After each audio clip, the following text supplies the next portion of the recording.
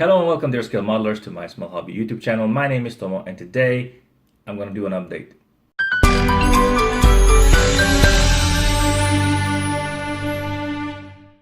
So today I would like to address the issue of me being absent for 4 weeks on this YouTube channel and what happened. Well, on the 1st of January 2019 I had a bad accident which kind of left me a little bit shaken but not stirred. So what happened? On the 1st of January 2019, I went hiking up a mountain. It was a pretty short hike, 2 hours one way. It was pretty cold, but once I reached the summit, it was like, clear blue skies. It was pretty warm actually. I took my clothes off. There was a little snow, not too much, but it was snowy. But as you can see from the pictures, I'm basically, with no winter clothes on, just my t-shirt.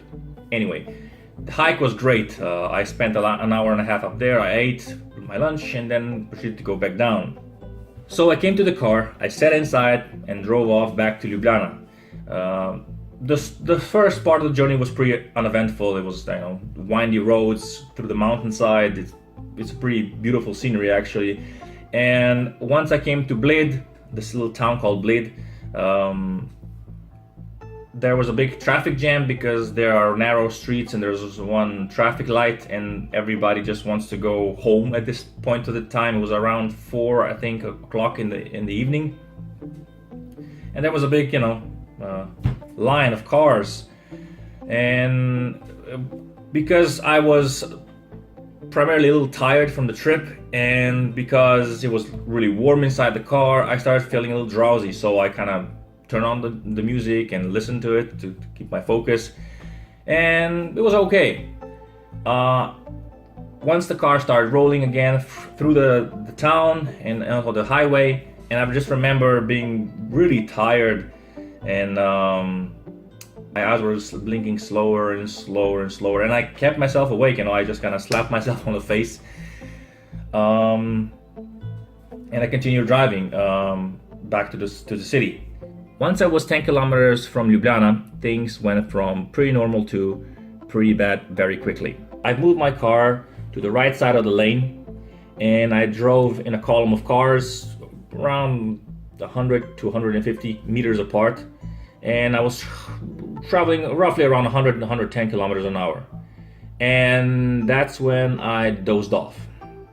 And because I dozed off, I pressed on the accelerated pedal. And when I opened my eyes, I panicked because there was a car in front of me, probably around 5 to 10 meters, really close, and I panicked. In that panic, I turned the steering wheel sharply to the left. And since you're driving 110 kilometers an hour and you do this jerking motion, it's not good. Because I was still in a bit of a shock of all, you have to remember, all this happened in a matter of seconds. So I turned the car to the left. I saw that I had made a mistake, so I tried to reverse it back, but the car spun out of control.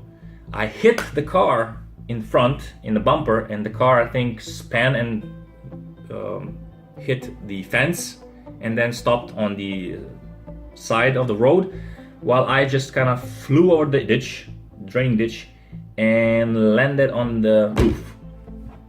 The whole event was over very quickly, but I do remember flying through the air because all of the things that I had inside the car kind of just flew around. And when I landed, I didn't really know that I was on the head, because it was kind of, I probably got knocked out because the wing mirror, the back wing mirror, hit me on the head, and I think I lost consciousness for a couple of seconds. And when I came to, I was like, well, this is strange, because my hands were like wanting to fall up, and I was like, why is that? And I realized that I was on my head, that the seat belt is actually holding me up on the seat.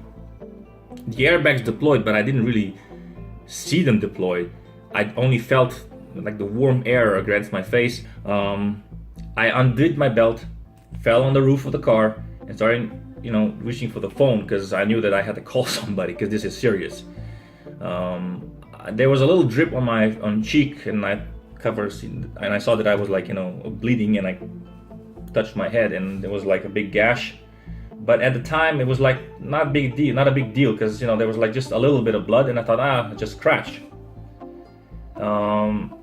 So I opened the door, my side of the door, went out, and ran to the lady that I hit, and I was asking her if she was okay. And thankfully, it was only basically just damage on the car. The back fender was bent, and the front was damaged because she hit the rail.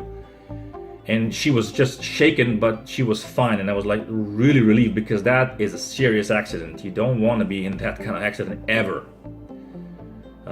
Anyway, I tried to calm her down, but she said, "You're bleeding really profoundly," because at that time I was like covered in blood, and I covered my head with my hand and saw that it was like really bloody.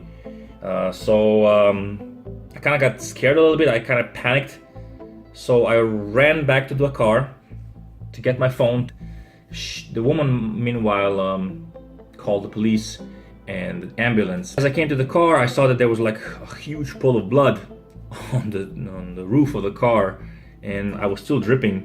So with one hand I was like this, and on the other I was trying to find the phone. It was wedged inside the windscreen somewhere in the corner. And as I tried to dial the phone, I couldn't remember the PIN number for the unlock screen, because I had bloody hands, and the fingerprint reader didn't work. So so it took me a couple of seconds to remember what the PIN number was. Eventually I found it, called my parents, and let them know what was happening. Anyway, at that time the first responders came. They patched me up, and I went to the hospital. Car was pretty total. It was twisted. The chassis was totally twisted. The doors were shot. All the glass on the car was okay. That's remarkable. It was like really remarkable. The two airbags, of course, deployed, but the front of the car was totally mangled. It was a write-off. So as far as my health was concerned, I had bruising on the chest and on the back because of the impact of the seat belt, and scuffs on my hands because the airbag deployed, and I had a 7-centimeter gash on the head, which I received 5 stitches. It took me around 14 days to recover, for the wounds to heal, and I wasn't really feeling the energy or the excitement making a video after something like this, because I was like, I'm not really in the mood. But everything is good now. So that is why the video was delayed. But I do intend to finish one model, because I started in December, and this is this little Spitfire thing, the Mark 1. I've painted the upper side with camouflage. I just did it freehand, and I put lacquer on it. It's a little bit dusty now because it's been sitting here for like almost 2 weeks. And I still have to paint the bottom portion. And then I'll show you the process like I usually do. But in the meantime, I have some kits that I want to show you guys, and that will be my next week's video. I would like to thank you guys for waiting, and I would especially like to thank all the new guys who came in, who subscribed to this channel, because I saw that there was a couple of new guys here. So hey, welcome to the channel. My name is Tomo. We'll be seeing each other very soon in the wonderful world of scale models.